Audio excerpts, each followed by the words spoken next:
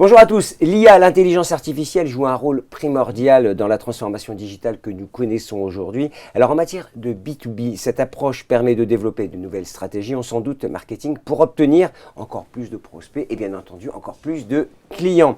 Alors IA et B2B, entre mythe et réalité, quelles sont les approches qui fonctionnent et qui marchent? C'était le thème de la matinale organisée par les experts d'RSI avec l'ADTM. L'ADTM, je suis convaincu que vous connaissez l'Association nationale des professionnels du marketing, l'ADTM et ses deux clubs B2B et Data. Ce matin, autant vous dire que j'ai des grosses têtes à ma table, là, sur mon plateau, des gens qui parlent IA, qui parlent avenir, qui parlent de ce qui va se passer demain. Karen Strudel, vous êtes marketing leader consulting pour l'IA chez IBM. Bonjour. Bonjour.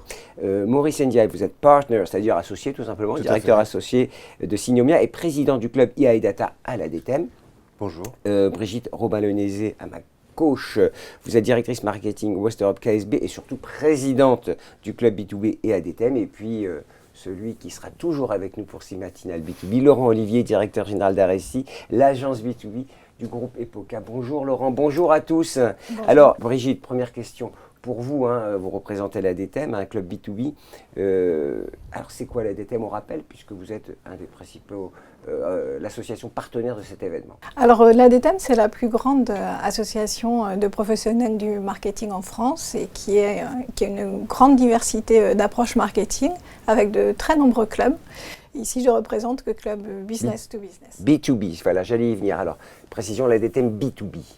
Alors, l'ADTM B2B, ce sont effectivement tous les acteurs des différentes filières industrielles françaises. On a 23 filières industrielles et donc une grande partie de l'économie passe par ces entreprises qui ont des liens avec d'autres entreprises pour leur activité. Le B2B, le business to business, les entreprises, c'est un gros marché. Alors, on rappelle le business to business, c'est l'essentiel, mais on ne le voit pas. Oh, l'essentiel, je ne sais pas. En tout cas, ça fait partie effectivement de l'économie et c'est un rouage indispensable parce qu'on parle aussi de B2B2C. Et oui. Parce qu'effectivement, souvent... Le consommateur final n'est jamais bien loin. Alors, Brigitte, pourquoi avoir choisi d'organiser une session dédiée à l'IA dans le B2B? Parce que c'est vrai qu'il y a un lien naturel, mais il fallait marquer, j'allais dire, ce rendez-vous. Oui, tout à fait naturel. Je pense que c'est le mot. C'est le monde d'aujourd'hui. Le monde évolue. Le numérique... s'invite dans notre quotidien en tant qu'individu, mais aussi en tant qu'entreprise, et beaucoup dans le métier du marketing, puisque on va avoir avec le numérique de la précision, et la précision, c'est vraiment la chose très rare et précieuse qui importe aux marketeurs. Ben oui, encore plus précis, aller vers les préférences et les choix des clients et des prospects, bien entendu. Alors, je vous propose d'aller un peu au-delà de ce que vous avez dit et de cette vision macro avec Karen Strudel, qui est marketing leader, je l'ai dit, chez IBM. On est bien d'accord? Vous êtes toujours chez IBM. Tout à fait. Alors, il y a à peine quelques jours, vous organisez un événement, un Think, je crois, avec l'IA au cœur des discussions, au cœur des sujets de discussion. C'était un des sujets un des sujets, mais c'était un sujet principal. Ne me contredisez pas. Je vous propose de rentrer un peu plus dans le sujet, si vous êtes d'accord. On parle de cerveau cognitif pour l'entreprise. Alors, qu'est-ce que c'est que cette notion? Oui, j'aime bien cette définition. En fait, quand on parle d'IA, c'est vraiment du ressort des sciences cognitives. Et donc, on va retrouver 6 grands domaines d'investigation autour de l'IA, qui sont le langage, donc la capacité qu'a l'IA de comprendre le langage naturel, français, anglais, enfin dans toutes les langues. Le langage parlé, donc le speech. La vision, la capacité de faire de la reconnaissance visuelle, de comprendre, analyser, identifier des images. On peut aussi parler d'empathie, donc c'est réellement une capacité à comprendre les émotions, le temps d'un échange par exemple, la colère, à détecter l'émotion qui est derrière un échange, très utile dans le marketing notamment. Et puis il y a l'organisation du savoir bien entendu et le raisonnement, capacité à faire des corrélations. Donc effectivement ce sont finalement des sens et ça peut constituer un cerveau cognitif qu'une entreprise peut exploiter justement pour créer des solutions. Oui, c'est retracer le cheminement de la réflexion humaine avec la machine et c'est la grande évolution d'ailleurs, c'est l'enjeu. Alors des exemples concrets pour les entreprises en B2B, qu'est-ce que ça représente? Des exemples, si on pense vraiment marketing et relations commerciales, par exemple, on a de nombreux exemples qui sont assez connus dans les services financiers. Je peux citer le groupe Crédit Mutuel qui a déployé depuis longtemps des solutions à grande échelle auprès de leurs conseillers clientèle, donc que ce soit en B2C mais aussi B2B, puisqu'évidemment ils ont des clients des entreprises.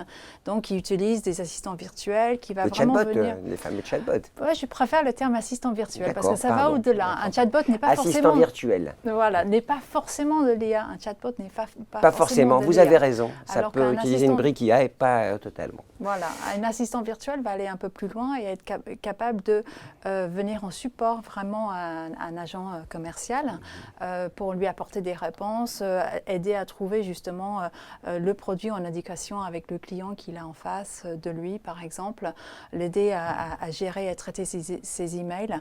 Donc voilà, ça vient vraiment augmenter finalement le travail d'un conseiller clientèle. Alors quand on parle d'IA, on se dit toujours, et demain, comment ça va changer nos vies? Comment ça va impacter nos modes de pensée et de fonctionnement? Bien sûr, ça va impacter, je pense, l'ensemble de nos métiers et de nos industries. On sera tous et toutes impactés par l'IA d'une façon ou d'une autre. Personne n'est capable de dire aujourd'hui concrètement ce que ça va donner, mais je pense que ce qui est important de retenir, c'est qu'il faut, ce changement va arriver, que nous sommes... ce qui est hyper important, c'est l'adoption, c'est l'accompagnement du personnel dans les entreprises, c'est les aider justement... C'est l'éthique aussi, la réflexion éthique sur l'usage des data, par exemple, ou l'anonymisation, qui sont des sujets, j'imagine, importants. Tout à fait. Donc, il faut vraiment un accompagnement et qu'il y ait une appropriation en fait, de ces technologies par les collaborateurs de l'entreprise. C'est vrai. Maurice Ndiaye, alors je rappelle, vous êtes président du club IA et Data de la DTEM et partenaire chez Synomia. Alors Synomia, qui, je le précise, s'est lancé depuis longtemps dans l'IA, est un des spécialistes. Et d'ailleurs, c'est très intéressant, si vous allez sur le site, il y a une petite histoire de l'IA avec en 45, en 50, et on voit le test qui a donné naissance à tout ça. Et donc, c'est passionnant, d'un point de vue purement historique. Donc déjà, c'est un bon point. Alors, vous parlez de NLP, Natural Language Processing, pour la production de contenu. On rappelle que le contenu, Laurent, c'est important quand on essaie de communiquer en B2B. C'est un des moteurs effectivement stratégiques qui va permettre de créer la relation et donc il faut intéresser et donc il faut aussi être identifié. Donc on parle d'océan bleu, d'océan rouge et donc effectivement Maurice intervient beaucoup sur ces sujets-là et il nous aide, nous communicants. Alors oui, on a besoin de lui parce que c'est une grosse tête comme on dit. Là encore, alors peut-on en savoir plus sur ce Natural Language Processing, pardon pour mon anglais. En effet, le NLP ou le TAL en français, traitement automatique des langues, c'est une des disciplines de l'IA aux côtés, c'est ce que venait de dire Karen, de la voix, la robotique, etc. La particularité du contenu, c'est que c'est un point de convergence de beaucoup de choses. Là, ce qu'on est en train de faire, c'est produire du contenu, à l'heure où on discute là. Et donc, à l'intérieur des différents contenus qui sont produits par vos clients, vos concurrents, la sphère réglementaire, institutionnelle, etc., cette information recèle énormément de valeur pour les entreprises, en termes de détection d'opportunités, de compréhension des comportements, d'identification de leviers de différenciation, de moteurs de l'innovation. Et donc, effectivement, en bout de chaîne, c'est aussi par cette analyse-là qu'on peut mieux adapter son discours et donc les contenus qu'on va pouvoir diffuser à travers sa communication. Il est possible de tracer à peu près tout, en fait, avec la technologie aujourd'hui. Oui, de plus en plus, c'est sûr. Il y a énormément de données qui sont publiques. Exploitables, oui, c'est bien sûr. Absolument. Donc, il y a encore quand même certaines données qui sont privées et avec le RGPD, c'est aussi plus réglementé. On en parlera, on en redira un mot. À chaque fois, c'est un sujet qui est important dans l'entreprise. Il faut toujours en parler du RGPD, c'est une valeur sûre. Il ne faut pas l'ignorer. C'est ça. Mais ce qui est une certitude, c'est qu'il y a un gisement de valeur énorme qui est sous-exploité aujourd'hui dans le langage. On le dit souvent, les données structurées, donc grosso modo les chiffres, les tickets de caisse, c'est 20% de la donnée qui est exploitée par les entreprises et 20% de la donnée disponible. Et 80% de l'information produite par l'humanité, c'est la donnée non structurée, donc essentiellement du contenu, texte, vidéo ou voix. Waouh, ça nous laisse des belles perspectives, en tout cas en termes d'usage et d'analyse des data. Alors, quels sont les autres thèmes de recherche abordés dans le club IA et data? Parce qu'on a défloré quelques sujets, mais il y a d'autres thèmes. Oui, alors on essaie de faire deux choses dans ce club. La première, c'est effectivement de proposer un tour d'horizon des technologies, dont l'IA, les objets connectés, tous les sujets un peu buzzword du moment pour aussi les déconstruire, en tout cas mieux les comprendre et mieux les appréhender. Et on essayait aussi d'apporter des réponses pratiques. Les questions que se posent les membres du club, c'est est-ce que j'y ai droit? Combien ça coûte? Est-ce que je saurais l'utiliser tout simplement? Parce que c'est vrai que ça peut faire peur, hein, Laurent. Absolument. Ah, ils ont peur, vos clients, quand on parle IA? Ou ils sont un peu... Alors peur non, mais ils imaginent que c'est inaccessible, pas pour eux et que c'est pas très clair en termes de... Vous utilisez déjà l'IA dans vos campagnes B2B? Parce que par exemple on utilise les outils comme celui que propose Maurice, donc c'est déjà, on vient de le dire, une forme effectivement d'IA. Nous, ce qu'on voulait faire dans cette matinale B2B en abordant cette thématique, c'était de montrer qu'il fallait s'approprier... Il fallait y aller. En tout cas s'approprier déjà le sujet pour réfléchir, comme a dit Karen, pour pouvoir un peu se projeter. Et puis néanmoins de se dire que l'intelligence humaine est associée à l'intelligence artificielle et qu'aujourd'hui il y a plein de choses sur lesquelles on ne va pas jusqu'au bout dans les réflexions. Nous on utilise souvent 3 mots, dire personnalisons un maximum les messages, c'est déjà une forme d'amélioration de la relation avec ses cibles. Adressons les bonnes cibles aussi, c'est important. Exactement, donc pour ça il faut scorer, pour comprendre un peu les différents, créer des segments par rapport à des comportements ou des populations et donc là encore leur envoyer le bon message. Et puis enfin automatiser, parce que plus on automatise, plus on va rendre les choses pertinentes dans le temps. Parce qu'il n'y a pas à gérer les bases, il n'y a pas à gérer tout un tas de choses qui font que parfois on est un peu défaillant dans la mise en œuvre. En tout cas pour vous l'intelligence humaine est au moins aussi importante, voire plus que l'intelligence artificielle.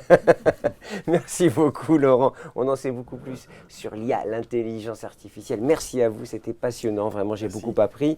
Je rappelle que c'était le thème de la matinale organisée par l'agence Récit avec la DTM. Merci à tous et à très bientôt.